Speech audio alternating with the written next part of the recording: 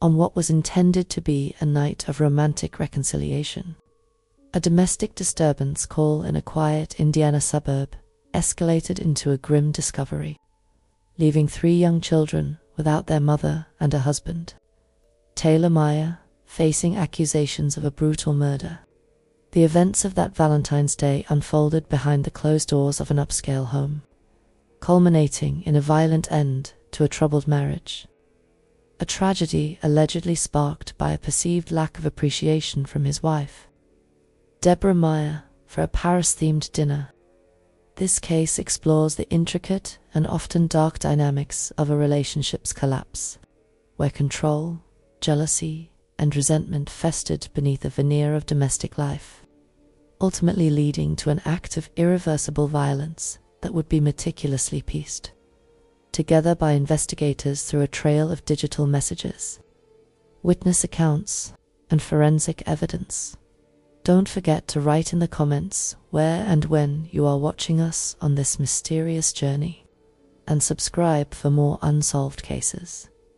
The call was registered by the Indiana Police Dispatch during an evening shift, logged with a timestamp that would later serve as a crucial reference point in the established timeline of the incident. The individual who placed the call identified himself as a co-worker of Deborah Meyer and spoke with a discernible sense of urgency. He reported that he had been engaged in a telephone conversation with Deborah's husband, Taylor Meyer, during which he overheard auditory evidence of a significant physical altercation occurring in the background. The most critical piece of information he conveyed was the sound of Deborah's voice, which he described as faint yet distinguishable. Screaming for assistance before the communication was abruptly terminated. This report was not a generalized complaint of a loud argument, but a specific and credible allegation of an ongoing assault. A classification of call that automatically triggers a high-priority response from law enforcement. The dispatcher, adhering to established protocol, proceeded to gather the requisite information, including the street address on the 6600 block of Westwood Drive, the full names of the involved parties, and the caller's own contact details for any necessary follow-up. While maintaining the open line with the co-worker, dispatch relayed the information to available units, which were then directed to the location. The residence was situated in a well-regarded suburban neighborhood, an area characterized by substantial single-family homes and an environment not frequently associated with police intervention of this nature. The first officers to arrive at the address observed a darkened house, with no external indications of a disturbance visible from their vantage point on the street. The vehicles present in the driveway were confirmed through a registration check to belong to the residents, suggesting a high probability that one or both of the individuals were still within the premises. The officers approached the front entrance with a degree of caution dictated by standard procedure for potential domestic violence scenarios. Their initial action was to listen for any sounds emanating from inside the home, but the interior was silent. They proceeded to knock firmly on the front door, while audibly announcing their identity as police officers, a routine measure intended to establish contact and potentially de-escalate the situation. No response was forthcoming. This process was repeated multiple times, with their calls echoing in the quiet night. Yet the house remained still and unresponsive. Subsequently, the officers initiated a perimeter check of the residence, methodically walking around the structure and using their flashlights to peer into ground-level windows in an attempt to observe any movement or signs of distress. The view was largely obstructed by drawn curtains and blinds. Having completed a full circuit of the home and found no unsecured points of entry, and with their repeated attempts to make contact having failed, the officers were faced with a critical decision. The nature of the initial emergency call, particularly the report of screams for help, provided a strong legal basis, known as exigent circumstances, to believe that an individual inside was in immediate and life-threatening danger, thereby justifying a non-consensual forced entry. The officers communicated their assessment of the situation to their commanding supervisor and back to the dispatch center, confirming their inability to establish contact and reiterating their belief in a credible and imminent threat to Deborah Meyer's safety. The command was given to breach the door. This action, while involving property damage and representing a significant escalation, was deemed necessary and justifiable, given that the potential for saving a life superseded other considerations. The officers assembled their entry equipment and took positions at the front of the house, prepared to execute a tactical entry designed for speed and safety, all the while unaware of the scene that awaited them just beyond the threshold. Upon receiving the definitive command to proceed with a forced entry, the officers positioned at the Westwood Drive residence employed a tactical battering ram to breach the front door. The percussive sound of the impact carried through the quiet suburban neighborhood, and the door yielded after several coordinated strikes, swinging open to grant them access to the home's interior. The entry team moved in a deliberate and methodical formation, their training guiding their movements as they secured the immediate entryway and began the systematic process of clearing the ground floor of the house. The initial impression upon entering was one of significant disarray, suggesting a recent and violent confrontation had taken place. While the home's furnishings were consistent with a comfortable middle-class lifestyle, certain elements were conspicuously out of place. Furniture in the primary living area was disturbed, and a glass wine bottle, later to be designated as a critical piece of evidence, was found on the floor. It was noted by the initial officers that the bottle was surprisingly intact. The officers' attention was quickly drawn to a dining table that appeared to have been prepared for a special occasion. Upon closer inspection, they observed plates containing the remains of a meal from a local Japanese steakhouse, to wine glasses, and several children's drawings depicting the Eiffel Tower. This collection of items, a stark juxtaposition of a planned romantic evening and the evident chaos surrounding it, offered the first tangible insight into what Taylor Meyer would later refer to as his Paris-themed Valentine's date. As the officers continued to methodically secure the remainder of the ground floor, they discovered the victim, Deborah Meyer. She was located on the floor in one of the main living spaces, showing no signs of life and bearing visible, severe injuries. Responding officers immediately checked for vital signs, but were unable to detect any, leading to the preliminary conclusion that she was deceased. The location was instantly designated a homicide scene, and strict protocols were enacted to preserve the integrity of all potential evidence. While a contingent of officers remained with the victim and began the process of securing the immediate area with crime scene tape, other members of the team continued the sweep of the residence. They soon located Taylor Meyer in a different section of the home. According to the official incident reports filed later, he was combative and actively resisted the officers' attempts to take him into custody. The reports detail that it required the coordinated effort of multiple officers to subdue him and place him under arrest. His demeanor was officially noted as aggressive and uncooperative.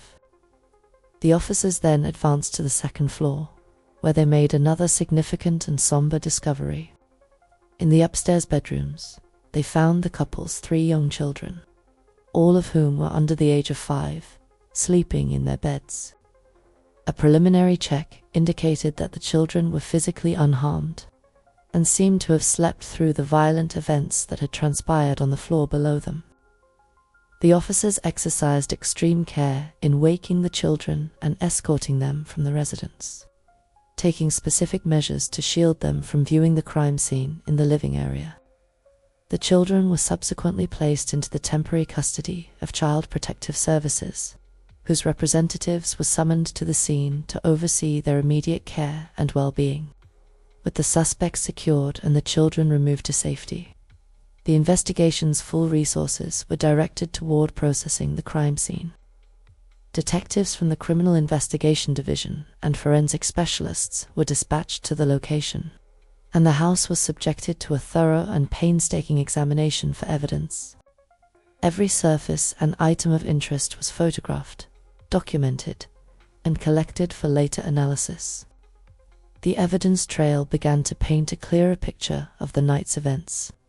A planned romantic dinner that had violently deteriorated. The subsequent discovery of digital communications from Taylor Meyer's mobile phone would prove to be of paramount importance. Investigators recovered text messages he had sent in the immediate aftermath of the event, including a chilling photograph of Deborah Meyer's lifeless body, which he had sent to her co-worker, the same individual who had placed the initial 911 call accompanied by the caption, "Your fault." Another message, sent to members of Deborah's family, stated, "I killed Debbie because she's a cheating, lying bitch." These digital artifacts provided a direct and unambiguous window into his state of mind, revealing his attempt to rationalize his actions and assign blame. For the prosecution, these messages would become a central pillar in their argument for premeditation, serving as powerful evidence of conscious intent and malice of. Following his apprehension at the Westwood Drive residence, Taylor Meyer was transported to the Jeffersonville Police Department for processing and interrogation. The procedure began with the standard administrative steps involved in booking a suspect for a major felony. His personal effects were inventoried and secured, and he was photographed and fingerprinted, with each step being meticulously documented in the official arrest record. Before any questioning could commence, he was read his Miranda rights, a critical legal step ensuring that he was aware of his right to remain silent and his right to an attorney. According to the case file, he waived these rights, agreeing to speak with the detectives assigned to the investigation without legal counsel present. He was then escorted to a sterile interview room, a space designed to be devoid of distractions, furnished with only a simple table and several chairs. The entire interview was recorded by a fixed camera in the corner of the room, creating an official and verifiable record of the entire exchange. The detectives who conducted the interview initiated the conversation with a series of open-ended questions, a standard technique designed to encourage the suspect to provide a narrative in his own words. Taylor Meyer, in his initial account to the police, began by detailing his efforts to create what he considered to be a perfect Valentine's Day for his wife. He explained his concept of a Bring Paris to You themed evening, an attempt he framed as a significant gesture to repair their increasingly strained marriage. He spoke of going to the Kroger supermarket to purchase a bottle of wine, a detail he seemed to offer as evidence of his planning and thoughtfulness. He described how he had enlisted their children to draw pictures of the Eiffel Tower, which he then used to decorate the dining table. He also mentioned purchasing a new dress for Deborah and ordering food from their favorite Japanese steakhouse, presenting these actions as components of a comprehensive effort to win back her affection. He recounted setting the scene by playing their wedding song, intending for them to share a romantic dance. According to his statement, the turning point of the evening came after the song ended. He expressed to the detectives his profound disappointment with Deborah's reaction, which he perceived as dismissive and unappreciative. He used the phrase that she just didn't give a shit about his efforts, a quote that would be widely reported and become central to the prosecution's portrayal of his motive. This perceived slight, he claimed, led to an argument.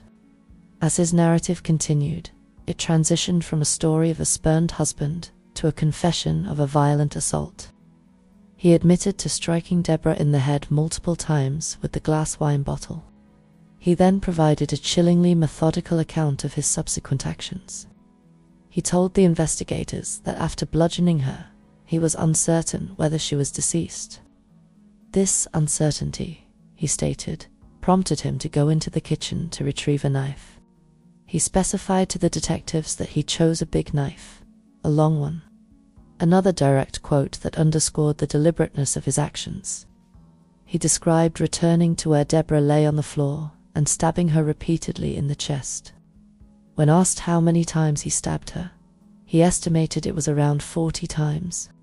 Throughout this confession, detectives noted his demeanor was not one of overwhelming remorse, but rather an attempt at self-justification, as if he were seeking their understanding for why he had been driven to such an extreme act. He repeatedly circled back to his feeling of being unappreciated, painting himself as the aggrieved party in the marital dynamic. His account provided a direct corroboration for the evidence that investigators were simultaneously gathering from his phone and from the crime scene, effectively weaving together the physical, digital, and testimonial threads of the case into a cohesive and damning narrative of the night's events. While Taylor Meyer's confession provided a direct account of the physical acts committed on Valentine's Day, the investigation necessarily expanded its scope to understand the context and the preceding state of the couple's relationship. Detectives sought to determine whether this violent outburst was an isolated incident born of a single night's argument, as Taylor's narrative attempted to suggest, or the culmination of a longer, more deeply rooted pattern of conflict and abuse. This line of inquiry led them to seek warrants for electronic records, including access to email and social media accounts belonging to both Taylor and Deborah Meyer. The search of these digital archives yielded a crucial piece of evidence: a lengthy email written by Deborah to her husband, dated several months prior, in the year 2023. This document offered an unfiltered glimpse into the marital turmoil that had been unfolding long before the night of the murder, and its contents stood in stark contrast to the romantic reconciliation Taylor claimed he was attempting. In the email, Deborah's words painted a picture of a woman feeling profoundly isolated, neglected, and betrayed. She directly accused her husband of infidelity, providing specific and painful details. She referenced an instance where she believed he had met with another woman just minutes before they were scheduled to take a family Christmas photograph at a local mall with their children, an act that highlighted a deep level of disrespect and deception. The email also detailed her discovery of his practice of sending and receiving nude photographs with other individuals, people she identified as being from his past, before they were a couple. She expressed her anguish and frustration, making it clear that she considered this a profound breach of their marital vows. Beyond the issue of infidelity, Deborah wrote at length about feeling like a single mother, despite being married. She described a daily routine in which Taylor would return home from work, shower, and then immediately retreat to play video games, effectively ignoring her and their 3 young children. Her plea was not for grand romantic gestures, but for partnership and shared responsibility. She wrote, "I'm supposed to be your wife, your partner, raising children with you," co-parenting, a sentence that encapsulated her sense of abandonment. The email concluded with a clear and sorrowful ultimatum. She acknowledged the immense difficulty of raising 3 children alone, but stated with resolve, "If I have to, I'm going to do it alone. Just let me know, and I'll figure something else out." This single document fundamentally reframed the entire investigation. It established a documented history of significant marital problems, including infidelity and emotional neglect, which provided a much more plausible motive for the events of Valentine's Day. It suggested that Deborah's unenthusiastic reaction to Taylor's Paris-themed dinner was not an arbitrary or cold response, but rather the reaction of a woman who had already expressed her deep-seated unhappiness and had essentially given up on the marriage. For the investigators, the email was evidence not of a sudden snap, but of a long festering resentment on Taylor's part, potentially triggered not by a lack of appreciation, but by the ultimate threat to his control: his wife's stated willingness to leave him and build a life without him. The email served as Deborah Meyer's voice from beyond the grave, articulating the reality of her marriage and providing a powerful counter-narrative to the one her husband was constructing in the police interrogation room. while the contents of Deborah Meyer's email provided a crucial historical context for the couple's relationship. And Taylor Meyer's own words in the interrogation room constructed a self-serving narrative of the murder. A parallel and equally vital sequence of events was being documented in real time through police dispatch logs and the sworn testimony of the primary witness, Deborah's co-worker. His involvement was not a matter of chance. It was a direct result of Taylor Meyer's actions in the moments during and immediately following the assault. The investigation into his testimony revealed that Taylor, operating under the profound and unsubstantiated conviction that his wife was engaged in an affair with this specific co-worker, had intentionally initiated contact with him, in what investigators would later characterize as a calculated act of psychological torment and blame-shifting. Taylor placed a phone call from his own device to the co-worker while he was physically restraining his wife. The co-worker's statement to police detailed this harrowing call. He reported hearing Taylor Meyer on the line, speaking in an accusatory and agitated tone. Simultaneously, and far more alarmingly, he could clearly hear Deborah Meyer's voice in the background, screaming a desperate and repeated plea, "Help me, help me, help me." The call was chaotic and brief, but the sounds were unambiguous. The co-worker understood immediately that he was listening to a violent domestic assault in progress. His immediate response was to terminate the call and dial 9. The official audio recording of this emergency call captures the palpable distress in his voice. He provided the dispatcher with the necessary information, the address on Westwood Drive, the names involved, and a summary of what he had just heard. He emphasized that Taylor Meyer had explicitly told him, "This is all your fault," a statement that established Taylor's mindset of projecting blame for his own violent actions. The dispatcher, in keeping with procedure, calmly guided the caller, extracting details while simultaneously relaying the high-priority information to the responding units. This official record of the emergency call became the first documented piece of evidence in the case, establishing a precise start time for the police intervention. Driven by a sense of extreme urgency and fear for his colleague's safety, the co-worker did not simply wait for the police to handle the situation.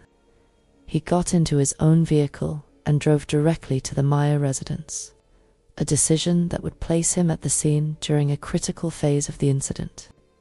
He arrived on Westwood Drive to find that police units were already there, their presence a somber confirmation of the gravity of the situation. He made contact with the officers, identified himself as the original caller, and relayed the information he had.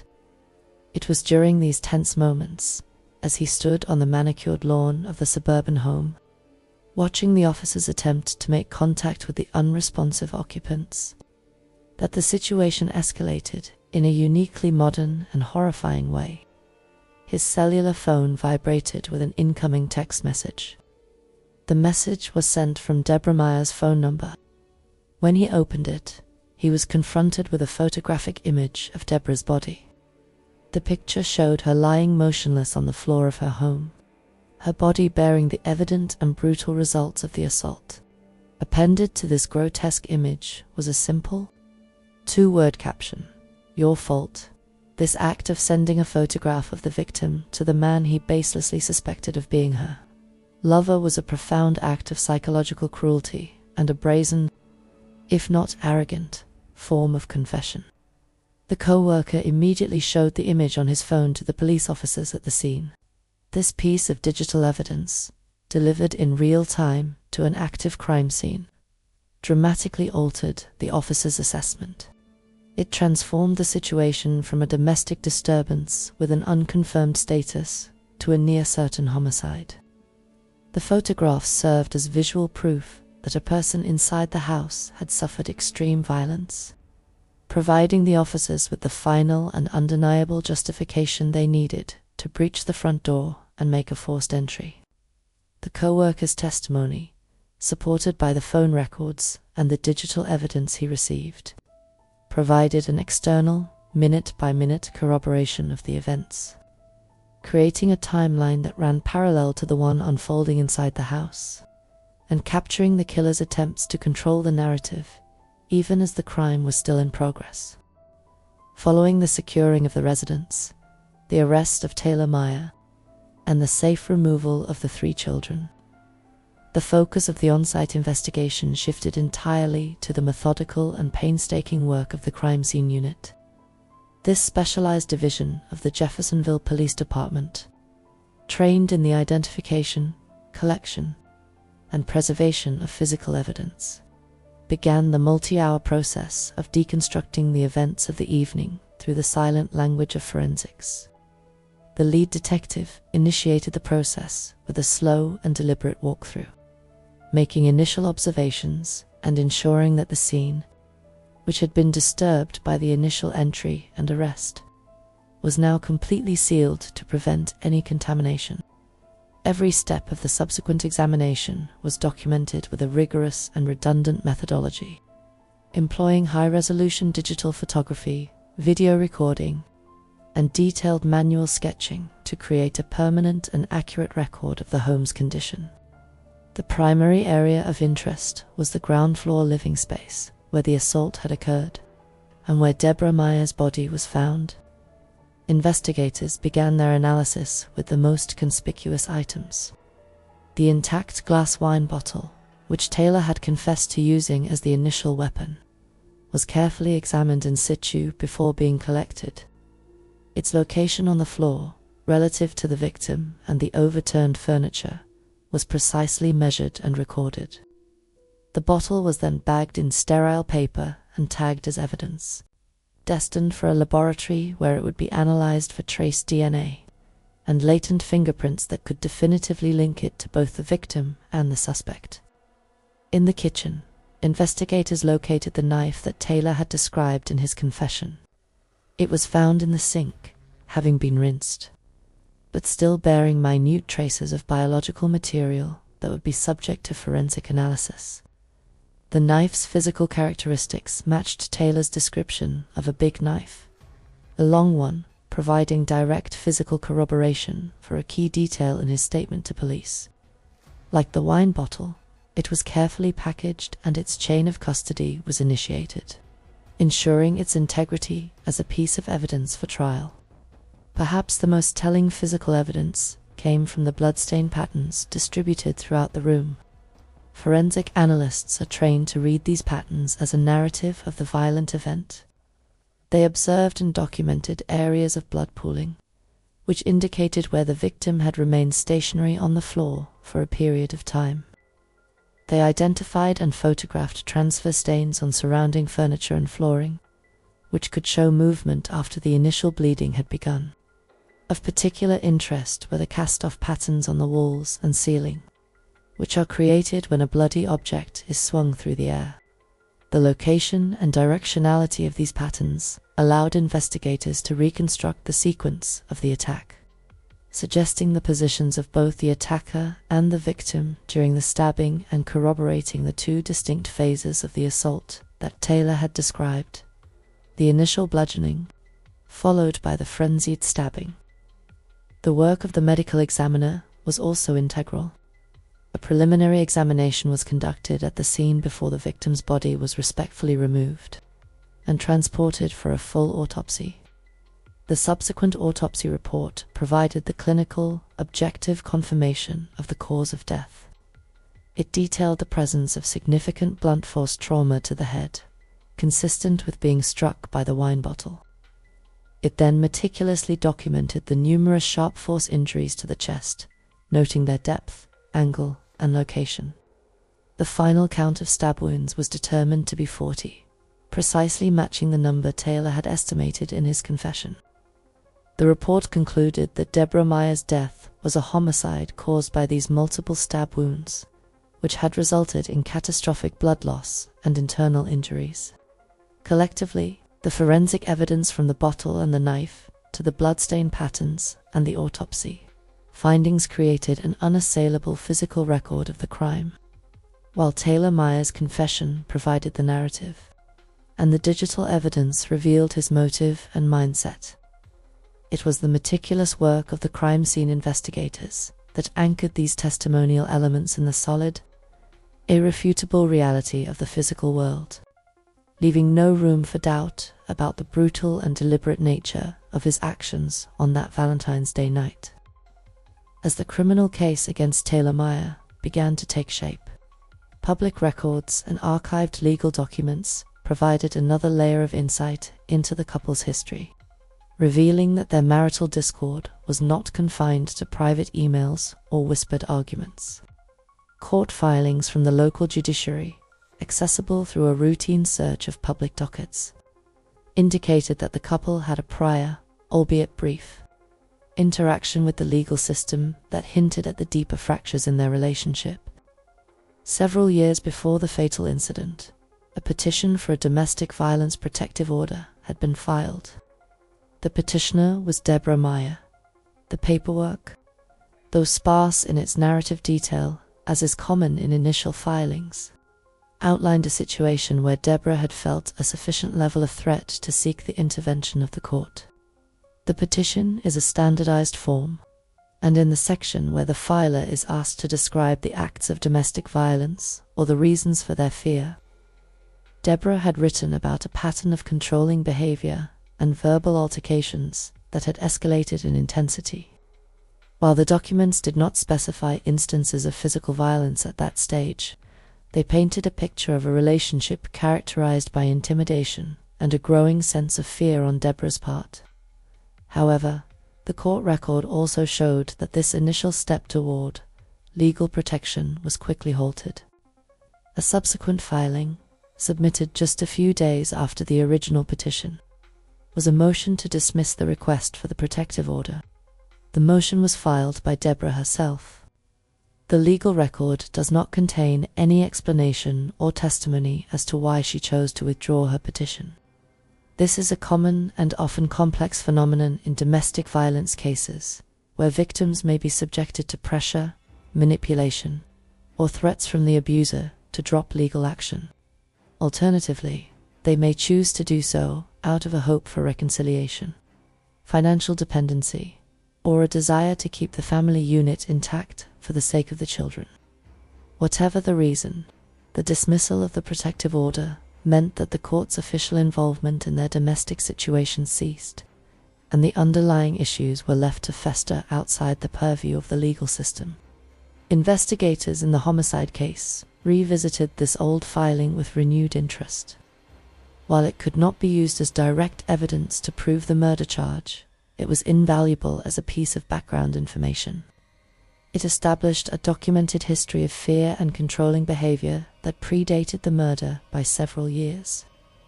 It demonstrated that Deborah had, at one point, recognized the danger she was in and had taken a formal step to protect herself. For the prosecution, this earlier court filing helped to dismantle the defense's potential narrative that the Valentine's Day violence was a sudden, unpredictable snap. It suggested, instead, that the murder was the final and most extreme act in a long-standing pattern of domestic abuse and coercive control. A pattern that had been formally, if briefly, brought to the attention of the authorities.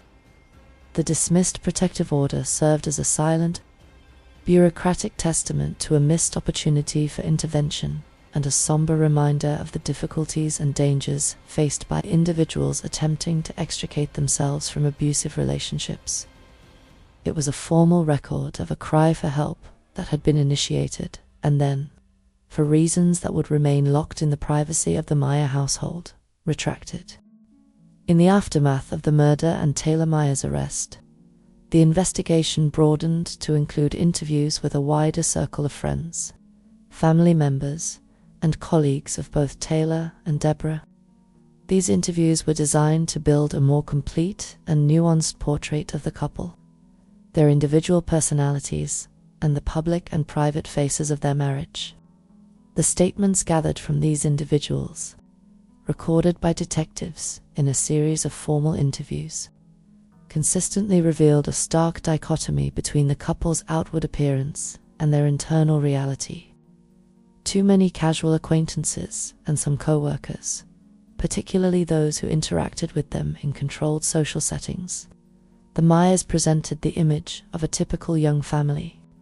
They were described as having a beautiful home in a desirable neighborhood, and their social media profiles, prior to the event, were curated with photographs of their 3 young children, family outings, and holiday celebrations. This public persona, however, began to fray upon closer examination by those who knew them more intimately. Friends of Deborah Meyer provided detectives with a more troubling account. They spoke of a woman who had become increasingly isolated and subdued over the course of her marriage. Several friends recounted conversations in which Deborah had confided in them about Taylor's possessiveness and jealousy. She had described his habit of constantly monitoring her phone, questioning her about her whereabouts, and expressing suspicion about her interactions with male co-workers. One friend recalled an incident where Deborah had been excited about a promotion at the hospital where she worked as a nurse, only to have her enthusiasm dampened by Taylor's resentful reaction, which framed her success as a threat to her duties at home. These accounts were consistent with the themes of control and neglect that Deborah herself had articulated in her email to Taylor. Conversely, interviews with Taylor's friends and colleagues painted a picture of a man who often engaged in self-aggrandizing and deceptive behavior. Several individuals noted his tendency to exaggerate his professional accomplishments and financial status. More disturbingly, the investigation uncovered a pattern of infidelity that was more extensive than what Deborah had detailed in her email. Detectives spoke with at least one other woman, who confirmed she had been in a relationship with Taylor during his marriage to Deborah. This information corroborated Deborah's suspicions and established a clear pattern of deceit. A particularly telling detail emerged from the police interrogation of Taylor himself.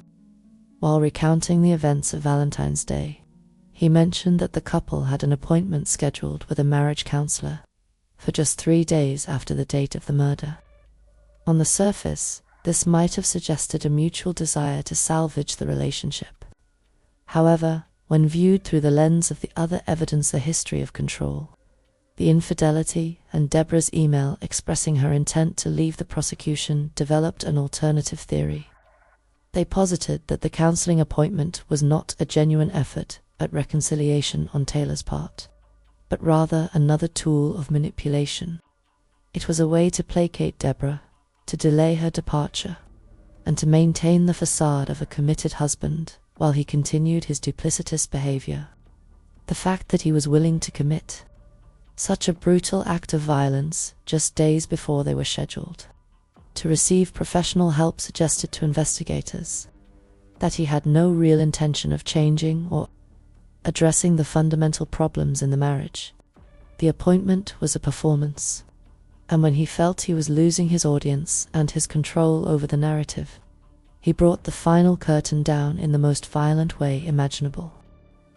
The legal proceedings against Taylor Meyer commenced with his initial court appearance, a brief and formal affair where the charges were officially read and the judicial process was set in motion. He was charged with 1 count of murder. Given the violent nature of the crime and the overwhelming evidence presented in the probable cause affidavit, which included his own confession, the digital communications, and the witness testimony, the judge ordered that he be held without bond at the Clark County Jail pending trial. This decision ensured he would remain in custody, deemed a potential flight risk and a danger to the community. As the case moved through the pretrial phase, the legal strategies of both the prosecution and the defense began to solidify.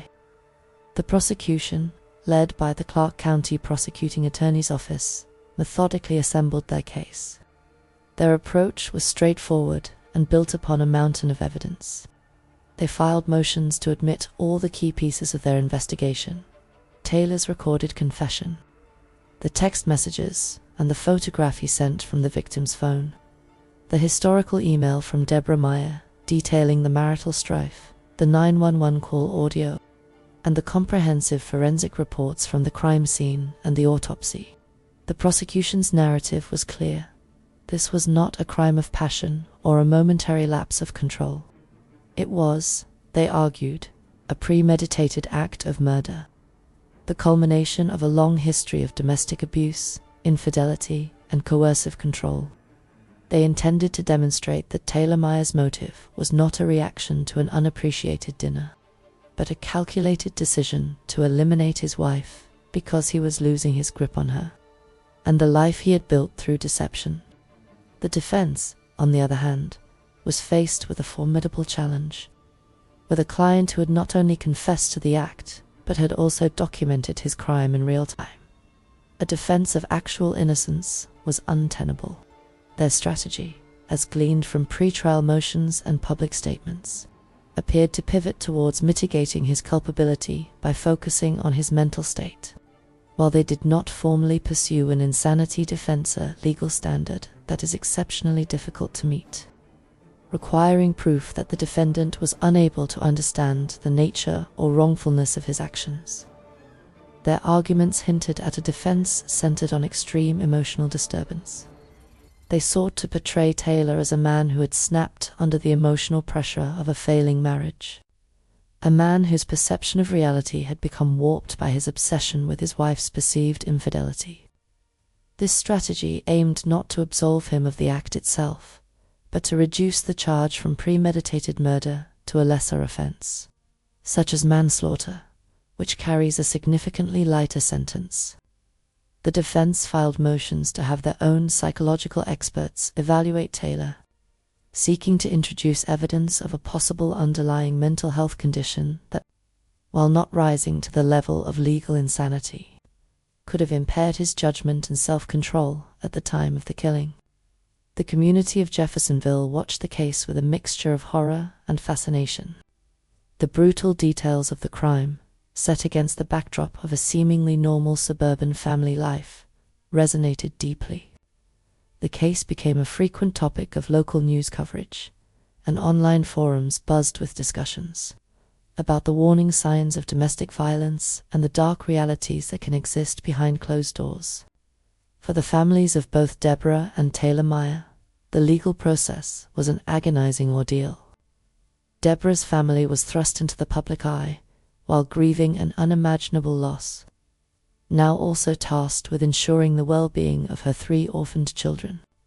They attended every court hearing, a silent and stoic presence in the courtroom, serving as a constant reminder of the human cost of the crime.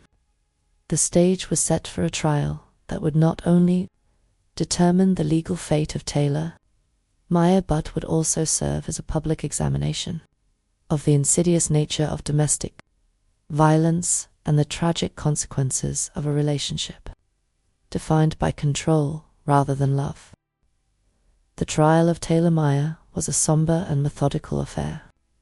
The prosecution presented its case over the course of several days, systematically laying out the evidence they had gathered.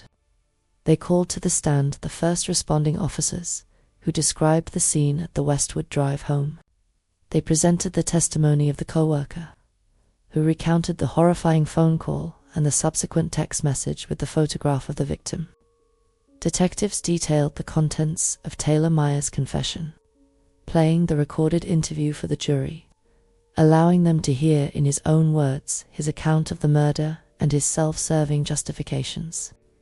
The digital forensic expert testified about the trail of text messages, confirming their authenticity and timeline.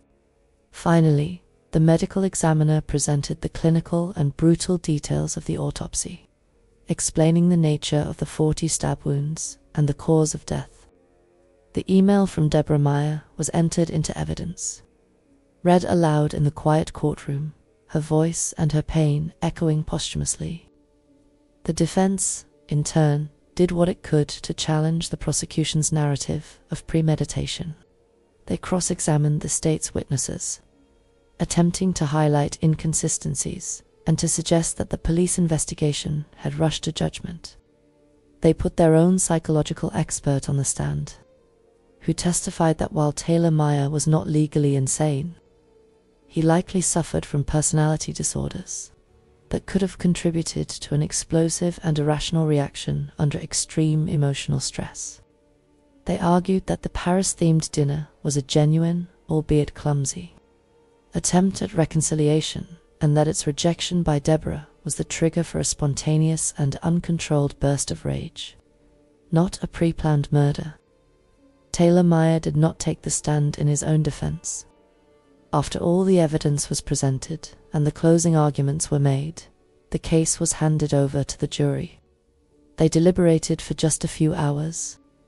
The verdict was read in a hushed courtroom: guilty on the charge of murder. The evidence, particularly Taylor's own confession and the digital trail he had left, was simply too overwhelming to support any other conclusion. At the subsequent sentencing hearing, members of Deborah Meyer's family were given the opportunity to provide victim impact statements. They spoke of a loving mother, a dedicated nurse, and a vibrant woman whose life had been stolen. They described the profound and permanent void left in the lives of her 3 young children, who would now grow up without their mother, their lives forever shaped by their father's violent act. Taylor Meyer was sentenced to a term of 55 years in the custody of the Indiana Department of Correction. The resolution of the legal case, however, did little to erase the tragedy. The house on Westwood Drive was eventually sold, a silent monument to the violence that had occurred within its walls. The children were placed in the care of relatives, left to navigate a future irrevocably altered. Human nature always seeks answers. We try to illuminate every clue, every whisper, every dark corner. However, the fact that some questions remain unanswered is, in fact, the most accurate answer. See you in the next unsolved case.